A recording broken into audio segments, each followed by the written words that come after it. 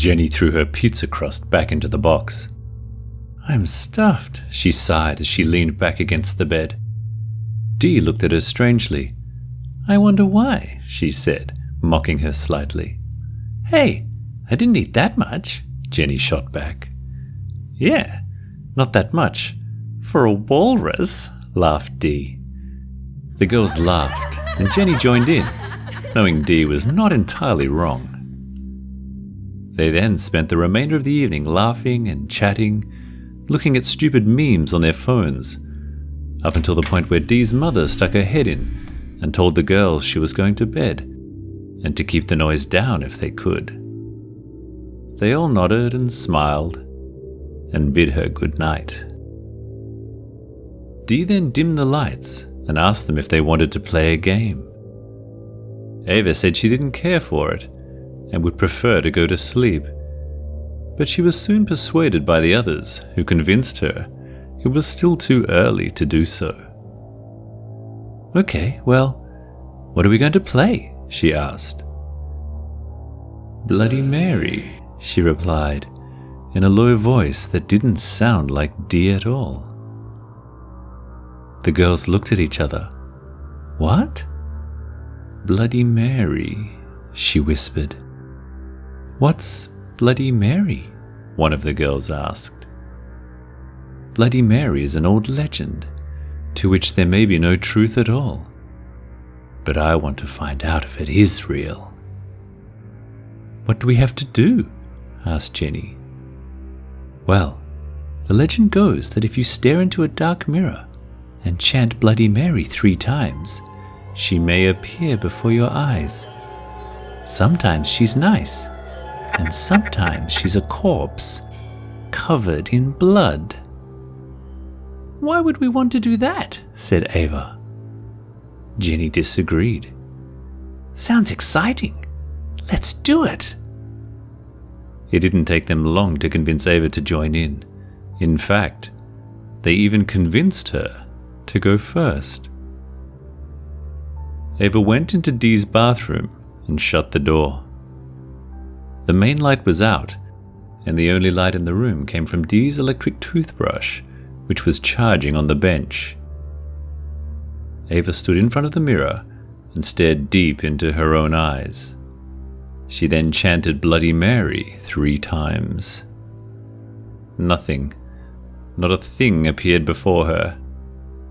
And just as she was convinced this was nothing more than a complete myth, she stared even deeper into her eyes, almost into her own soul, and felt a cold hand grab the back of her neck.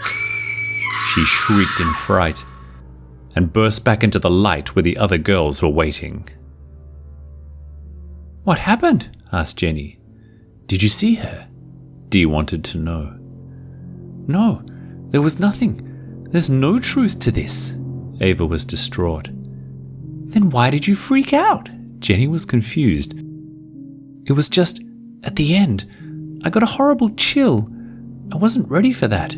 It felt like someone was trying to grab me." "What?" The girls stared at her in stunned silence, and then looked at each other, and then burst out laughing. "Now I have to try this," said Jenny.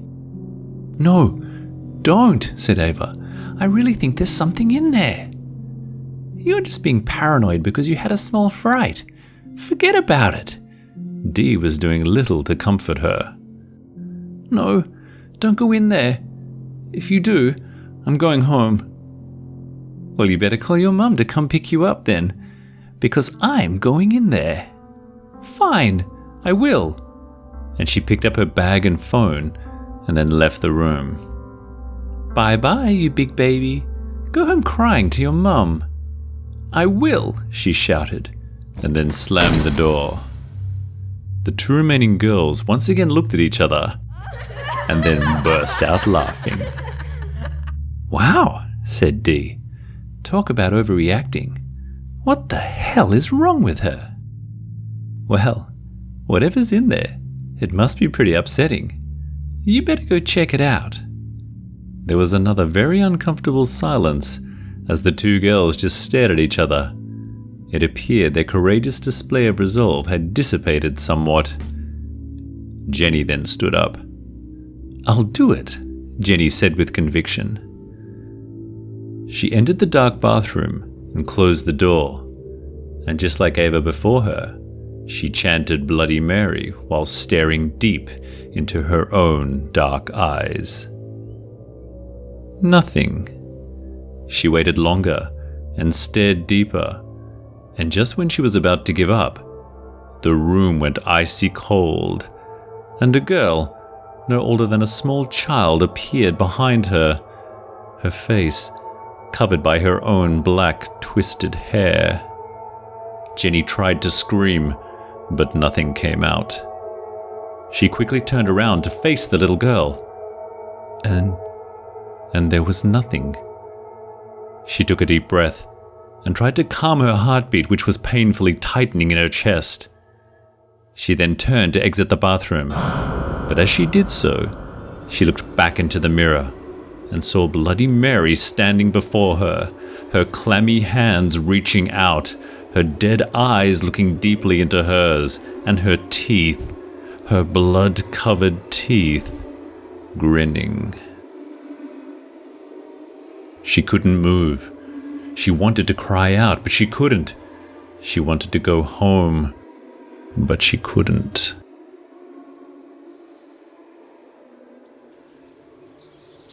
The next morning, Ava and Jenny's mothers arrived at Dee's house to pick up their daughters.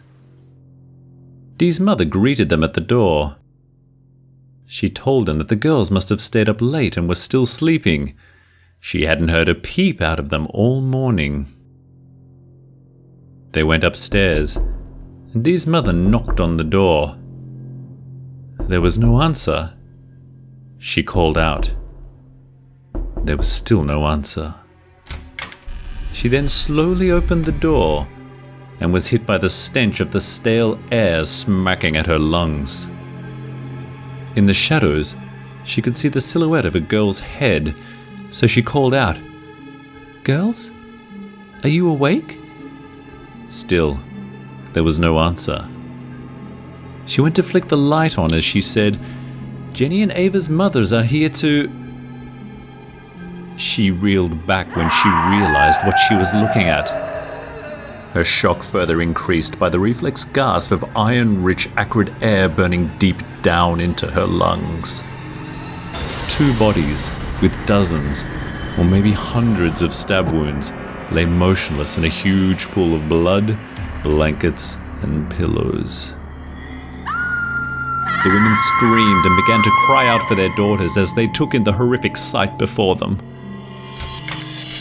Then the door to the bathroom slowly creaked open, and out of the shadows walked a blood-drenched Ava, her eyes lifeless and unblinking.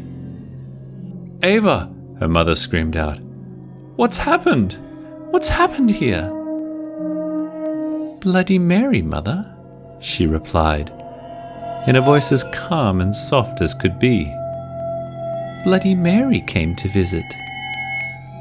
The three mothers held each other and stared at her in shock and disbelief. "Who?" one of them asked.